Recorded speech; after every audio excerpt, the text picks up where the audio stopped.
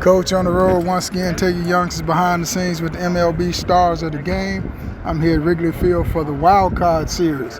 And I got the man here, MT. How we doing? I'm good. How are you? All right, introduce yourself to my audience. Justin Turner. Justin Turner. What's this big league experience been like for you? It's been a wild ride, you know. It's been around for a while now, and you know, if you would have asked me 20 years ago if I'd still be playing this game, I would have thought you were crazy. But just kept pushing, kept loving the game, kept wanting to grow, kept wanting to get better every single day, and you know, here I am. Well, JT, you know, you scouted for 5 major league teams, and I know that Dodgers and the Cubs are 2 of your teams, 2 of the megas of baseball. I mean, what does it mean to have been a part of the Dodgers, won the World Series, now coming over here to Chicago? Yeah, I mean, it was obviously a pretty awesome time of my career, 9 years over in LA, and made the playoffs 9 years in a row, won a World Series, played in 3 World Series, but you know, that's in the past. I'm in a new color now. Well, not a new color. I'm still in blue and red, but over here with a different organization, a passionate organization, a historic organization, and we are looking to do something special. And you go throw them 3 World Series into my audience. How you gonna brag a little? Yeah, you know, I don't know if you can brag when you've lost 2 of the 3 that you've been in, but you know, it's always good to get there, get that experience, and then, you know, we got a lot of young guys on this team that this is their first taste of the playoffs, so being a sounding board and someone that they can lean on for what to expect in these big games. And it's been kind of a roller coaster ride this year, especially at the All-Star break. I mean, how do you deal with those situations? You just keep going.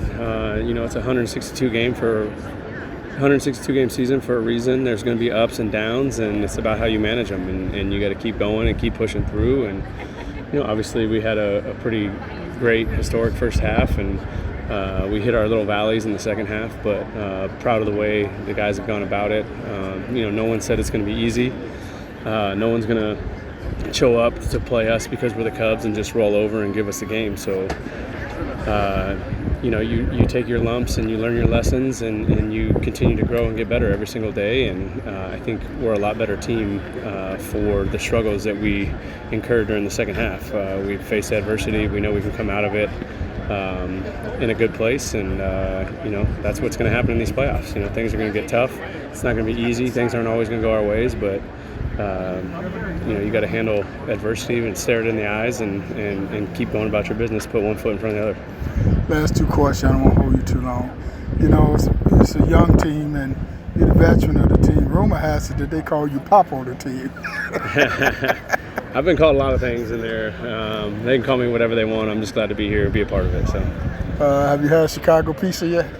Yeah, I've had Chicago pizza for a while now. My wife's from Northwest Indiana, so she spent a lot of summers growing up in Chicago, and we absolutely love it here. This is her first summer back here in almost 20 years, so she's having a blast and just in love. There's not a better place in the country than Chicago in the summertime. And these fans follow you guys all over the world.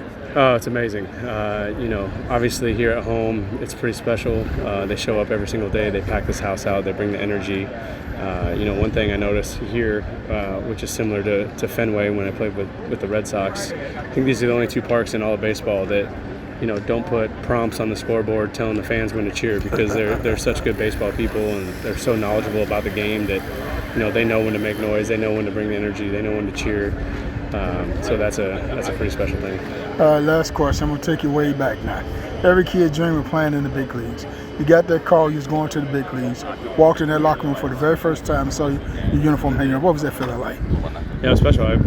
My first call up was actually in Fenway, so I got to walk into Fenway Park, into that locker room, see my jersey hanging up, number 83 with the Baltimore Orioles, and it was a long day actually. We traveled. I had to drive from where were we? We were in I don't know. We were in North Carolina or somewhere.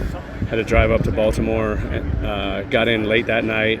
Woke up early the next morning. Took a early flight from Baltimore to Fenway or to Boston, and got to the field at around 11:30, and was there all day. Did early hitting at around 1 o'clock, and you know, got my first major league AB that night in the 8th inning. So it was a whirlwind of a day. It's something I'll never forget. And yeah, those first call-ups are special. cry? I didn't cry. I didn't cry. He I should didn't cry. He cried. I didn't cry. I was excited though. It was a fun. I got to drive. Like I said, we were in Durham. I got to drive from Durham up to Baltimore, so I had a lot of time on my hands to make phone calls and talk to people and share the news. So that was pretty cool. Coach on the road. Wild Card Series with the man, JT. Appreciate it. Yep. Thanks a lot. Yeah, no problem.